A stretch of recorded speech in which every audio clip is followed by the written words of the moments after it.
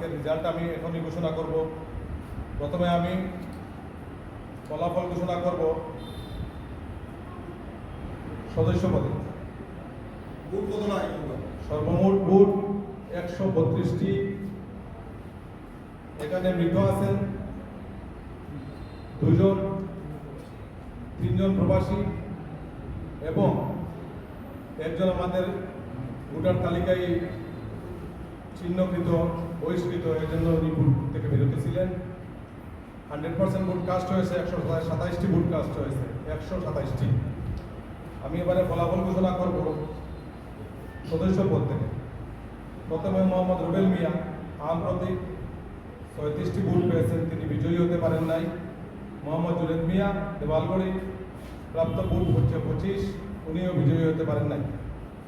Mohammad জুনাব Ali football vote পেয়েছেন 61টি, তিনি সদস্য পদে দ্বিতীয় স্থান অধিকার করেছেন। আমি ফুটবল প্রতীককে দ্বিতীয় বিজয়ী হিসাবে ঘোষণা করছি। জনাব মোহাম্মদ আব্দুল শহীদ মাস প্রাপ্ত ভোট হচ্ছে 75টি, উনি সদস্য পদে মাস প্রতীককে আমি এখন বিজয়ী হিসাবে ঘোষণা করছি। সাংগঠনিক সম্পাদক পদে মোহাম্মদ শাকিল খান তালা চাবি ভোট পেয়েছেন 30টি। মোহাম্মদ আবু বকর সাইদ মোটরসাইকেল ভোট পেয়েছেন 94টি। আমি সাংগঠনিক সম্পাদক পদে মোহাম্মদ আবু বকর সাইদকে মোটরসাইকেল প্রতীককে বিজয়ী ঘোষণা করছি। সহ সম্পাদক মোহাম্মদ আঞ্জুর খান মোবাইল ফোন প্রাপ্ত ভোট পেয়েছেন 37টি। মোহাম্মদ আলামিন কাপ পিরিজ প্রাপ্ত ভোট হচ্ছে 89টি। আমি মোহাম্মদ আলামিন কাপ পিরিজ প্রতীককে সহ সম্পাদক পদে বিজয়ী ঘোষণা করছি।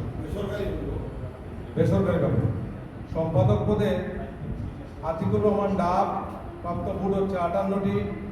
শাকিল আহমদ আনারস ভোট পেয়েছেন 66টি। আমি সম্পাদক পদে শাকিল আহমদ আনারস প্রতীককে বেসরকারিভাবে বিজয়ী ঘোষণা করছি।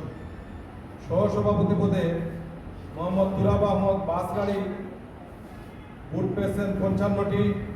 মোহাম্মদ হুশিয়ার আলী হরিণ ভোট পেয়েছেন 70টি। আমি সহসভাপতি পদে মোহাম্মদ হুশিয়ার আলীকে হরিণ প্রতীককে বেসরকারিভাবে বিজয়ী ঘোষণা করছি। সভাপতি পদে মোহাম্মদ সুমন মিয়া চেয়ার ভোট পেয়েছেন 56টি। এহসান আহমদ অটোরিক্সা সিএনজি ভোট পেয়েছেন 70টি। আমি এহসান আহমদ অটোরিক্সা প্রতীককে বেসরকারিভাবে সভাপতি পদে বিজয়ী ঘোষণা করছি। ভোট সভাপতি পদে বাতিল হয়েছে 1টি, সহসভাপতি পদে বাতিল হয়েছে 2টি, সম্পাদক পদে বাতিল হয়েছে 3টি, সহ সম্পাদক পদে 1টি, সাংগঠনিক সম্পাদক পদে 3টি, সদস্য পদে 2টি। আমি সবাইকে ধন্যবাদ জানাচ্ছি।